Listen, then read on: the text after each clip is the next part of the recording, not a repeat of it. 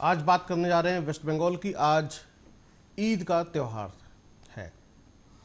पूरे देश में ईद हर्षोल्लास के साथ मनाई गई। राजनीति में भी ईद को मनाया गया। सभी के राजनीतिक कारणों की वजह से ईद के मायने अलग अलग हैं, लेकिन आज ईद जो सबसे ज़्यादा चर्चा का विषय रही वह थी वेस्ट बंगाल की ममता बनर्जी की ईद। उन्होंने मंच से कहा कि ये ईद जो है एक मौका है, ये ईद हिम्मत देने वाली ईद है। उन्होंने CAA और NRC को लेकर भी कहा कि मैं इसको लागू नहीं होने दूंगी। उन्होंने आज अपना स्टैंड एकदम पूरी तरह से क्लियर कर दिया है। तो आखिरकार ये ईद जो है किस तरह की ईद है और इस ईद के जरिए वोट बैंक में सेंध लगाने की कोशिश करती हुई देखी गई ममता बनर्जी। वेस्ट बंगाल के अंदर लगभग 27% मुस्लिम वोटर हैं और जो आधी आबादी इसकी हम बात करते हैं वो लगभग 50% उसकी बात होती है। उसको लेकर भी उन्होंने अपना स्टैंड क्लियर किया है। तो आखिरकार ममता बनर्जी लोकसभा चुनाव में इसके सहारे उतरने जा रही हैं और इस ईद के क्या मायने हैं इस पर हम चर्चा करेंगे। हमारे वेस्ट बंगाल से ज्योतिरा हमसे जुड़ेंगे इसके अंदर और पूरी चर्चा करेंगे उनके साथ में और समझेंगे कि क्या हो रहा है वेस्ट बंगाल के अंदर और आज की ईद के क्या खास मायने हैं। और भारतीय जनता पार्टी की तरफ से भी सबरी जो है अपना पक्ष रखेंगी।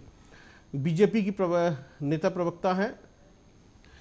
आइए सबसे पहले आपको जो है एक बाइट सुनवाते हैं ममता बनर्जी की।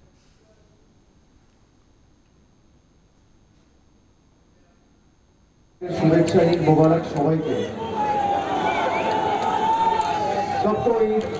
सबको ईद की शुभकामनाएं, ईद मुबारक।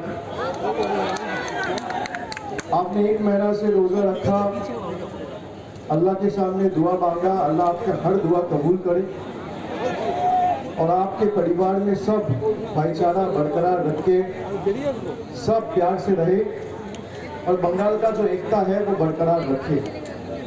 दीदी ने अपना बात रखी है, उसके बाद मेरा बोलना ठीक नहीं है। मैं खाली इतना ही कहूंगा, जिस तरीके से आप सब ने प्यार और भाईचारा बना के रखे हैं, जिस चांद को देख के ईद मुबारक हम लोग कहते हैं, उस चांद को देख के करवा चौथ भी होता है। जो पानी गंगा में एक हिंदू भाई पीता है, वही पानी आबे ज़मज़म में एक मुसलमान भाई भी पीता है। पानी का कोई मजहब नहीं होता है, चांद का कोई मजहब नहीं होता है, जिस हवा में हम सांस लेते हैं उस हवा का कोई मजहब नहीं होता है। और जो सोचता है भाई से भाई को लड़ाएंगे और समाज में दरार पैदा करेंगे, उनके लिए मैं 2-4 शब्द खाली बोलना चाहता हूँ। राहत इंदौरी साहब का एक शेर है, किराएदार है जाती मकान थोड़ी है। मैं क्यों ये कह रहा हूँ, जो सरकार आप लोग चुनते हैं मालिक जनता है, सरकार जो बैठी हुई है वो किराएदार है, वो परमानेंट नहीं है, आज है तो कल नहीं है। तो मैं ये कहना चाहता हूँ, किराएदार है जाती मकान थोड़ी है। सभी का खून है इस मिट्टी में शामिल, हिंदू मुसलमान सिख ईसाई सभी का खून है इस मिट्टी में शामिल। हिंदुस्तान किसी का बाप का थोड़ी है। इस भाईचारा को बरकरार। परिवार एक महीने तक आपको लिए खाना बनाते हैं, उपवास करके आप लोगों को खाना तैयार करके रखता है। वो सब महिलाओं को, बहनों को, भाइयों को, बच्चा को भी हमारा बहुत बहुत प्यार है, हमारा मोहब्बत है। आप लोग, हम इधर से जाने के बाद हम जो काम में जा रहा है, आपको दुआ चाहिए, आपको आशीर्वाद चाहिए। इन्हीं शब्दों के साथ मैं आप लोगों को कहेंगे बहुत बहुत धन्यवाद, नमस्कार, जय हिंद, खुदा हाफिज, इंशाअल्लाह, जोहार, जय बांग्ला, जय बांग्ला, जय बांग्ला, जय बांग्ला। हिंदुस्तान हम ही गढ़ेंगे और कोई नहीं। ये वादा रखिए, पहले कहा था आपकी बार 200 पार हो गया, 70 में खत्म। और अभी कहते हैं आपका बार 400 पार। मैंने बोला पहले 200 तो करो, उसका बाद 7 কাটো, তারপরে 7 কাটো। সুতরাং চিন্তা করবেন না, ভাববেন না, যতই মিডিয়াতে প্রচার করুক আর কিছু হলে কোর্টের একাংশকে দিয়ে সব আমাদের ছেলেদের অ্যারেস্ট করে রেখে দিচ্ছে, বেল দিচ্ছে না। আর বিজেপির কাউকে একটা অন্যায় করলেও সঙ্গে সঙ্গে বেল দিয়ে দিচ্ছে। আমি তাদের বলবো হাত জোর করে, दया करे इंसान के लिए, इंसानियत के लिए इंसाफ दीजिए। हम इंसाफ चाहते हैं, हम और कुछ नहीं चाहते हैं। আমরা বিচার চাই, গণতন্ত্রের পানি যেন নীরবে নিভিতে না খাবে। অনেক অনেক ভালো থাকবেন, অনেক অনেক ধন্যবাদ, নমস্কার, আসসালামু আলাইকুম। इंशाल्लाह अल्लाह ताला आपको अच्छा रखे। तो ये है ममता बनर्जी, जिनको भी आप सुन रहे थे। ममता बनर्जी ने कहा, उससे पहले अभिषेक बनर्जी को आपने सुना, जो ममता बनर्जी के भतीजे हैं। इन दोनों ने आज ईद के मौके पर पूरे वेस्ट बंगाल को बधाइयां दी और साथ ही साथ मोदी जी के ऊपर भी तंज कसा। ये सियासी जो ईद है, यानी कि ईद के जरिए वोट बैंक को साधने की कोशिश या ईद के जरिए राजनीति में आगे बढ़ने की कोशिश। ज्योतिदा हमसे जुड़ चुके हैं। ज्योतिदा, आज जो रेड रोड में जो ईद की नमाज का कार्यक्रम आयोजित किया गया और जो उन्होंने कहा ममता बनर्जी ने, उसके बाद क्या सियासी हलचल है?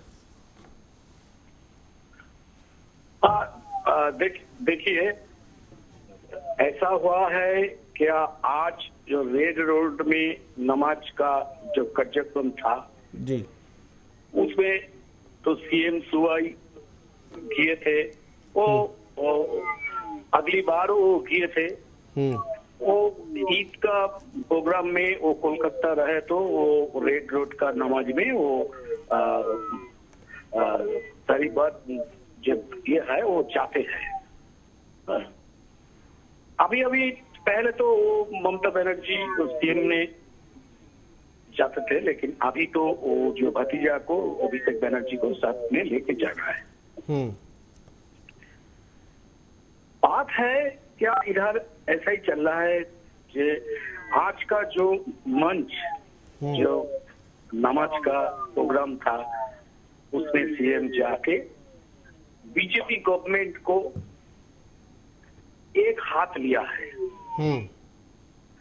पूरा 33 और 32 मिनट्स का जो उनका लेक्चर था, उसमें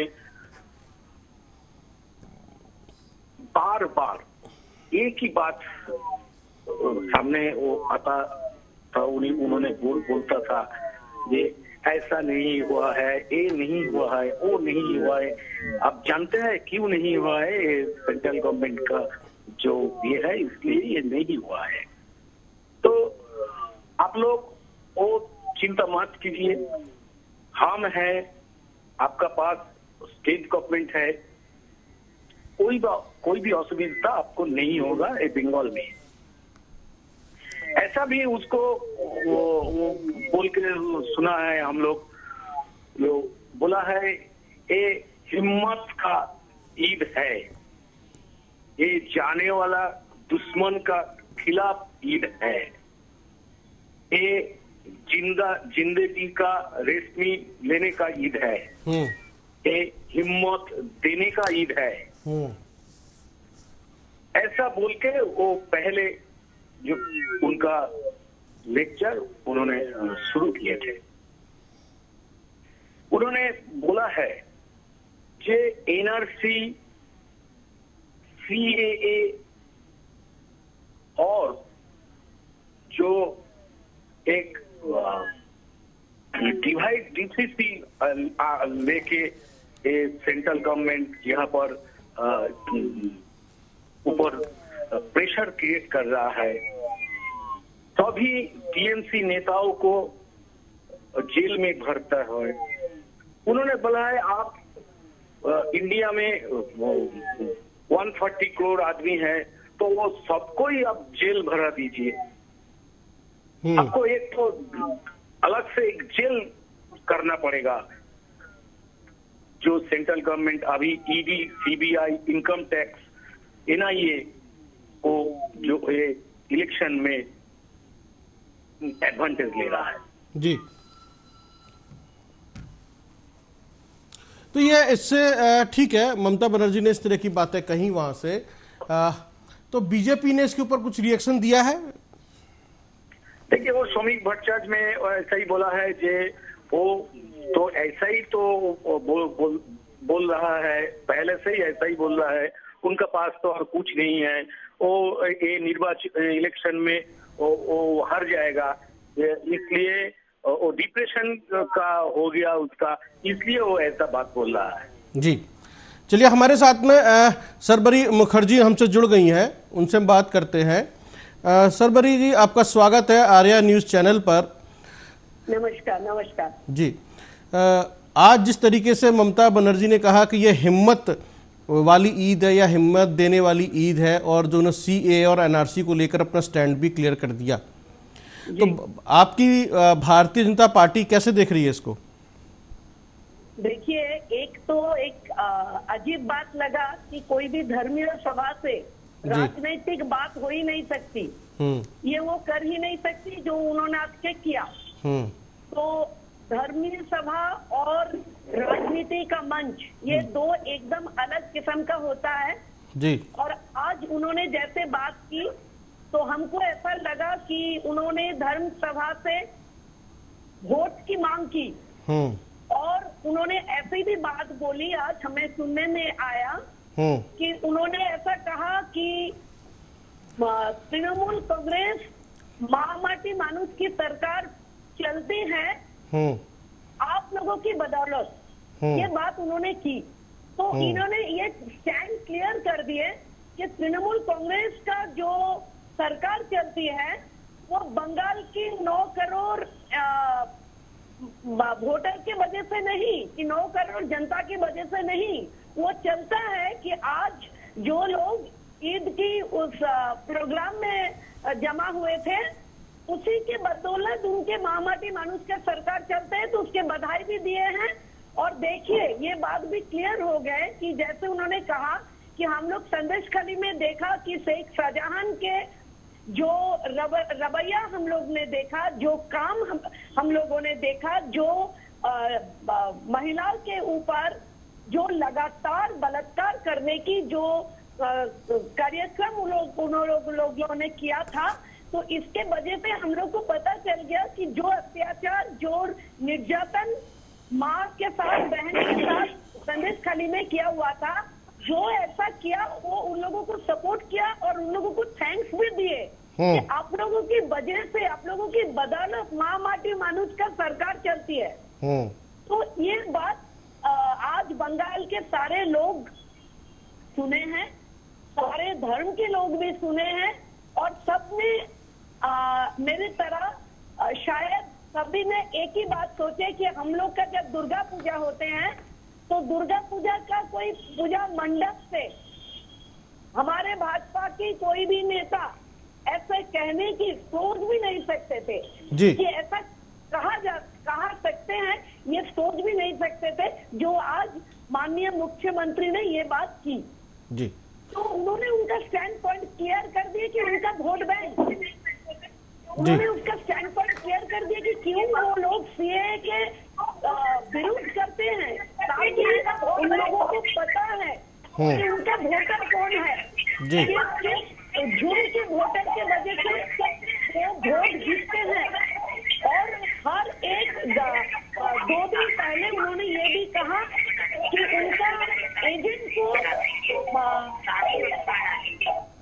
अपने केंद्रीय संस्था ईडी हो, सीबीआई हो, एनआईए हो, रॉ हो, उसको देके उनको एजेंट को पकड़ रहा है। उनको एजेंट कौन? शेख शाहजहां, शौकत मोहल्ला, जहांगीर जी, अराबुल, मुदस्सर, ये सब उनका एजेंट है, जो एजेंट के वजह से वो वोट जीतते हैं। और वो सारे लोगों के ऊपर जब एनआईए का केस चल रहा है या सीबीआई का केस हो रहा है तो उनको बहुत तकलीफ हो रहा है। बंगाल में चारों तरफ से जो हालत अभी है और जो जंगी संगठन के साथ जुड़े हुए हैं, और जहां जहां पे बोमा बारूद का जो मची हुई है, जो शोर मची हुई है जी, तो ये चलने दे। इसके विरोध जो कर रहे हैं केंद्रीय संस्था को लेके, जो NIA और रॉ हो या CBI हो, इसके विरोध जो कर्मसूची ले रहे हैं, ठीक है, तो तृणमूल को बहुत तकलीफ हो रहा है इसके वजह से। ये आज बंगाल को पता चल गया जी। तो जैसे मुख्यमंत्री बंगाल के नहीं है, मुख्यमंत्री एक तरह की लोगों की है, तो लोग को उन्होंने आज थैंक्स दिया ताकि उनके बदौलत माटी मानुष की सरकार चलती है जी। ये बात सारे लोगों को पता चल गया जी। तो अब जैसे आज आप कह रहे हैं कि आज पूरे बंगाल को पता चल गया या पूरे देश को पता चल गया, एक समुदाय विशेष की मुख्यमंत्री है, जैसा वो कह रही हैं आप, जो आज पता चल गया है। तो संदेश खाली वाला जो मामला है, जिसको लेकर भी आपने आज कहा है, तो क्या इस चुनाव में संदेश खाली वाला मामला चुनावी मुद्दा बनेगा? उसका कुछ फायदा मिलेगा आप लोगों को? देखिए, रेखा पत्रो जो है बसीरहाट का जो प्रार्थी बनी है, जो बहन जो माँ दुर्गा माँ काली की शक्ति लेके वहाँ पे लड़ाई दे रही है, और उन्होंने बार बार जो बात कह रही है कि मुझे वोट नहीं पता, लेकिन मुझे पूरी संदेश खाली का पूरा बसीरहाट का आशीर्वाद मुझे मिलेगा, मेरे माँ और मेरे बहन मेरे साथ रहेंगी। तो इस बार तृणमूल कांग्रेस देखेंगी कि क्या हालात बना के रखे थे संदेश खाली में, और संदेश खाली ने पूरे देश को जवाब दिया कि कैसे करके इसका विरोध किया जा सकता है। तो आज संदेश खाली का माँ बहने भी सुने हैं कि क्यों ममता बनर्जी ने, मुख्यमंत्री ने, जो बार बार कहते हैं कि बांग्ला उसकी लड़की को चाहती है, तो कौन सी लड़की, जो लड़की की इज्जत पे जब बार बार हाथ डाला गया, तब लड़की की इज्जत को लेके उछाला गया, तब प्रदेश का मुख्यमंत्री एक लड़की होने के नाते क्यों माँ बहन के पास जाके पहुंचा नहीं जी। क्यों नहीं पहुंचे वो? क्योंकि आज पता चला वो क्यों पहुंचेंगी, क्योंकि जो ये कर रही थी, जो ये लड़कियों की इज्जत पे जो हाथ डाल रहा था, वो शिबू हजरा, उत्तम सरदार, शेख शाहजहां, उसके भाई सिराज, उसके भाई आलमगीर, ये सारे लोग तो वो है, वो एक तरह की झुंड है जिसको आज वो थैंक्स देने वाली है जी। जो वो थैंक्स दिए कि आज आप ही लोग हैं जिसके वजह से माँ मटू मानुष का सरकार चलती है। आज पूरा बंगाल या पूरा देश को पता लगा है ना कि मुख्यमंत्री बंगाल की नहीं है, बंगाल की मुख्यमंत्री एक विशेष संप्रदाय की मुख्यमंत्री है जी। ये बात आज पूरा देश, पूरा बंगाल को पता लगा जी। शर्वरी मुखर्जी, जैसे आज अभिषेक बनर्जी ने कहा कि ये एक शेर पड़ा उन्होंने बहुत पुराना, ये हिंदुस्तान तुम्हारे बाप का थोड़ी है, किराएदार हो को, है ना, जो उन्होंने कहा। तो ये जो अभिषेक बनर्जी भी आजकल जो है सियासी मंचों से इस तरह की बातें कहते हुए सुने जा रहे हैं, आप देख रहे हैं। तो क्या एक उत्तराधिकारी के रूप में है और वो भी उसी जाति समुदाय या जाति विशेष की या की राजनीति करते हुए देखे जा रहे हैं? तो अब देखिए 27%, मैं एक बात पूरी कर लूं, 27% मुस्लिम आबादी है वहां पर वेस्ट बंगाल के अंदर, और जिसकी वो राजनीति करती है 27% मुस्लिम और 50% का यदि आंकड़ा लगा लें आधी आबादी, जिसके भरोसे वो आश्वस्त है और कह रही है, जैसे भी उन्होंने कहा कि भारतीय जनता पार्टी ने पिछली बार 200 पार का नारा दिया था लेकिन रह गए 70 पे, इस बार 400 पार का नारा दे रहे हैं, कहां पहुंचेंगे पता नहीं जी।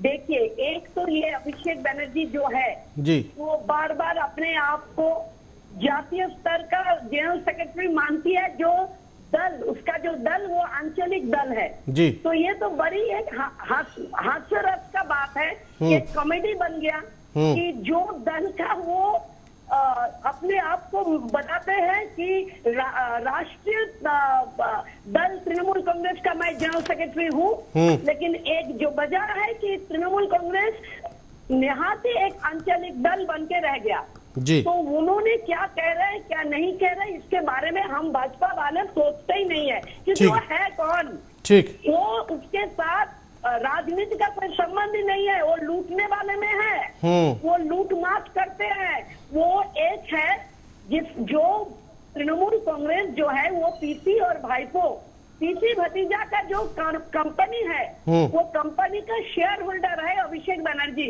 जी। इसके साथ राजनीति, नैतिकता, नीति का कोई संबंधी है जी। नहीं। और वो लोग देखेंगे इस बार जो 400 पार का नारा पूरी देश पे गूंज रही है, इस बार वो लोग ताक के देखेंगे कि कितना वोट, जैसे हम लोग का आशा है कि 350 के वोट भाजपा के पूर्ण बहुमत से मिलेगा और एनडीए को लेके 400 के करीब वोट मिलेंगे। ये बंगाल में तृणमूल वाले देखेंगे। जी, बंगाल में कितनी सीटें आप उम्मीद कर रहे हैं आप? देखिए, आज हम एक हॉस्पिटल में गए थे, मेरे एक कार्यकर्ता का ऑपरेशन चल रहा था जी। तो बहुत सारे लोगों के साथ बैठी हुई थी जी। तो मुझे देखकर जैसे होता है कि दीदी इस बार तो बहुत अच्छा रिजल्ट आने वाला है, तो हम भी ऐसे करके पूछ लिए कि दादा आपको कैसा लग रहा है। तो उसमें बहुत सारे ऐसे भी लोग हैं जो सीपीएम के साथ जुड़े हुए हैं या कुछ और दल करते हैं। तो हमको बोला दीदी हम लोग को पता है इस बार 22 से 25 तो भाजपा को मिलेगा ही। मतलब आप लोगों को ऐसा लगता है? तो हाँ दीदी, इससे ज्यादा भी हो तो भी हो सकता है, क्योंकि जो लहर चल रहा है भाजपा की वो पूरी बंगाल में और कहीं भी किसी को वोट देने की, बस एक बात है कि सीपीएम कुछ वोट कटेगा, ये बात है, क्योंकि कहीं कहीं जगह पे तृणमूल का जो प्रार्थी है वो एकदम माने चारी तरफ से हार मिलेगा उसको, जैसे कि जादवपुर लोकसभा जो हमारी लोकसभा है जी, जो मेरा खुद का लोकसभा है, वहाँ पे तृणमूल की जो प्रार्थी है वो देवादिदेव महादेव भोलेनाथ के संबंध को लेके ऐसे कुभाषा कह दिए थे, अपने आप को बहुत हिम्मत वाली पॉलिटिशियन समझ के एकदम महादेव को लेके चर्चा कर दिए थे। तो उसके बाद वो हर एक मंदिर में जाके पानी डाल रहा है महादेव के माथे पे, ताकि उनका वो बोले हुए बात लोग भूल जाए। जी तो शर्बरी जादवपुर लोकसभा जो है वो एकदम उद्वास्तु जो वहाँ का बांग्लादेश से या पाकिस्तान से आए हुए उद्वास्तु लोगों की एक लोकसभा है, जहाँ पे जो मातृशक्ति है उसको बहुत मन में लगा जी, बहुत ही मन में लगा कि ऐसा बोलना नहीं चाहिए था। तो बात ये हुआ कि जो हमारे घर में सहायता की काम करती है, इस तरह की इस वर्ग की मातृशक्ति वो भी कह रही है, जिसको दीदी ने कहती है कि इसको लक्की भंडार मिलते हैं, तो वो लक्की भंडार लेने वाले मातृशक्ति महिलाएं बताने लगी हैं कि इसको तो कतई वोट नहीं मिलेगा। ये हमारे भोलेनाथ को लेके जो कथा कह दिए थे, ये लोग बोलते कि बाजे कथा बोल दिए थे, तो इसको तो कतई वोट नहीं मिलेगा जी। तो ऐसा लहर चल रहा है हमारे चारे तरफ। तो 22 से 25 लोग तो एक्सपेक्ट ही कर रहे हैं, इससे ज्यादा भी हो तो भी कोई बात नहीं, ऐसे भी हो सकता है जी, तो 25 से ऊपर भी हो सकता है जी। ज्योतिदा, जिस तरीके से शर्वरी मुखर्जी कह रही हैं कि 22 से 25 सीटें वो वेस्ट बंगाल में जीतने जा रहे हैं, और शर्वरी मुखर्जी जो है बेटी बचाओ बेटी पढ़ाओ की कन्वीनर भी हैं, वहां से वो इस तरह की बात कर रही हैं। ये भारतीय जनता पार्टी को कितना फायदा आप देख रहे हैं ज्योतिदा वहां पर, और कितना, क्योंकि प्रशांत किशोर ने भी कहा है कि भारतीय जनता पार्टी जो है वेस्ट बंगाल में चौंकाएगी इस बार। देखिए, हमारा जो नमन है उसमें से जो क्या बोल रहा है वो जो अभी तो है 18 जी, उससे 4 लॉस होगा, तो 4 लॉस होगा, 14 पे आएगा हाँ जी, और 6 गेन होगा। अच्छा, 6 गेन होगा है हाँ। तो जो 6 जो गेन हो रहा है ये कहां की सीटें हैं? हाँ हाँ, जो 6 का जो फायदा हो रहा है वो कहां की सीटें हैं? देखिए, कहाँ का सीट है वो अभी बोलने का टाइम नहीं आया है, लेकिन वो जो हम लोग जो रिपोर्टर्स को जो सर्वे है जी, उसमें से अभी ऐसा मिला है, थोड़ा इलेक्शन का जितना आएगा सामने आएगा उससे ये जो स्टैटिस्टिक में बदल हो सकता है। ठीक है, ये बदल हो सकता है, क्योंकि जो अभी मन में जो चल रहा है वो वोट इलेक्शन डेट जो जब आएगा वो सामने आएगा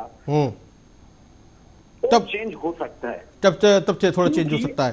बंगाल में ऐसा ही चल रहा है।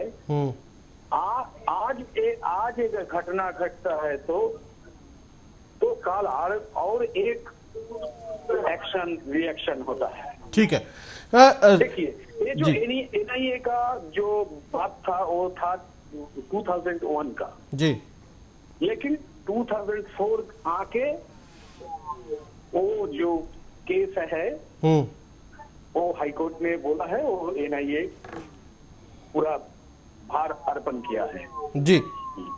और जो उत्तर बंग में जो एजुकेशन सेक्टर में जो भ्रष्टाचार हुआ था जी, उसमें हाईकोर्ट CBI दिया जी। ठीक है, इस पहले एजुकेशन मिनिस्टर को चार्जशीट में FIR किया है, ठीक है, नाम है। तो ऐसा चल रहा है तो अभी बोल नहीं सकता है ये हम अभी बोला है जो 18 से लॉस होगा 4, गेन होगा 6, ठीक है, तो अपने आप वो 20 हो जा रहा है। बिल्कुल। लेकिन लोकल तृणमूल नेता को सब बात करके और थोड़ा इधर उधर नेता नेत्रियों से बात करके हम लोग ऐसा ये में आया है जो ये जो सीट का जो लॉस और गेन हम लोग बोल रहा है वो लोग तो बोल रहा है वो 22 से 25 हो जाएगा। ठीक है, जो सरबरी जी ने बोला है जो 22 से 25 हो सकता है, ऐसा ही माहौल चल रहा है ठीक है का अंदर में जी। सरबरी मुखर्जी, मैं आपसे थोड़ा जानना चाहता हूं, अगर आप सुन रहे हैं मेरी आवाज को आप? हाँ जी, ये भारतीय जनता पार्टी बिना मैनिफेस्टो के चुनाव लड़ रही है इस बार, क्या वजह है? क्या बोल रहे हैं आप? मोदी जी ने दो बातें जो कह दी है, जी, दो बातें जी। एक कि हमारे अगले जो हमारे जो प्रजन्म है, जैसे हम लोग बोलते हैं कि हमारे अगले जो बच्चे हैं जी, उसके हाथ में विकसित भारत को देना है। इससे ज्यादा एजेंडा क्या हो सकता है कि भारत को विकसित भारत को देना है। हमारे सामने जो ये है, हमारे जो बच्चे हैं उसके हाथ में ये देना है, इससे ज्यादा कुछ हो सकता है? और एजेंडा जो कुछ दिन आगे मोदी जी ने कहे हैं कि हम लोग 4 वर्ग को उन्नयन के लिए हम लोग काम करेंगे और उन लोगों को और ऊपर लेके जाएंगे, युवा को, महिलाएं को, किसान को और गरीब को जी। इन सबको हम लोग को और ऊंचाई पे ले जाना है। तो इससे ज्यादा मैनिफेस्टो क्या हो सकता है? चलिए, इससे ज्यादा एक देश के लिए और कुछ नहीं सुनना, बस ये सुनना है कि विकसित भारत को हमारे अगले पीढ़ी के ऊपर देना है, अगले पीढ़ी के हाथ में विकसित भारत देना है, मतलब सब कुछ। ठीक है, अब जब कहते हो कि भारत को विकसित करके हम अगले पीढ़ी के हाथ में देंगे, तो और कुछ बाकी है कि देने के लिए? बिल्कुल, सब कुछ दे दिए मतलब। जी। सरबरी मुखर्जी, आपने जिस तरह से कहा कि विकसित भारत ही हमारा विजन है, विकसित भारत ही हमारा संकल्प है, और इससे बड़ा मैनिफेस्टो और क्या हो सकता है, और हम जो नई जनरेशन के लिए करने जा रहे हैं। और वेस्ट बंगाल के अंदर ममता बनर्जी ने जिस तरीके से आज ईद के दिन कहा है कि यह हिम्मत देने वाली ईद है और CAA और NRC को लेकर अपना स्टैंड क्लियर कर दिया है, उसके बाद भारतीय जनता पार्टी ने अपना जो स्टैंड रखा है, अभी सरबरी मुखर्जी ने पूरे विस्तृत रूप से बताया, पूरा डिटेल में बताया है कि आखिरकार क्या हुआ, और संदेश खाली वाले मामले का भी उन्होंने जिक्र किया है। अब इसका कितना फायदा और कितना नुकसान होगा, यानी फायदा बीजेपी को और नुकसान TMC को, ये आज से ठीक 54 दिन बाद पता चलेगा, यानी कि 4 जून को पता चलेगा कि आखिरकार क्या फैसला लिया वेस्ट बंगाल की जनता ने। बहुत बहुत धन्यवाद आप दोनों मेहमानों का। ज्योति, तो आपका भी धन्यवाद, और सरबरी मुखर्जी बहुत बहुत धन्यवाद, ये तमाम जानकारी हमें वेस्ट बंगाल से, कलकत्ता से हमें देने के लिए। अब आने वाले समय में क्या होने वाला है इस पे हमारी निगाह बनी रहेगी। 54 दिन शेष है और 4 जून के बाद आपको पता चल जाएगा कि आपका प्रधानमंत्री कौन है और किसको आपने अपना प्रधानमंत्री चुना है। बहुत बहुत धन्यवाद, देखते रहिए आप आर्या न्यूज।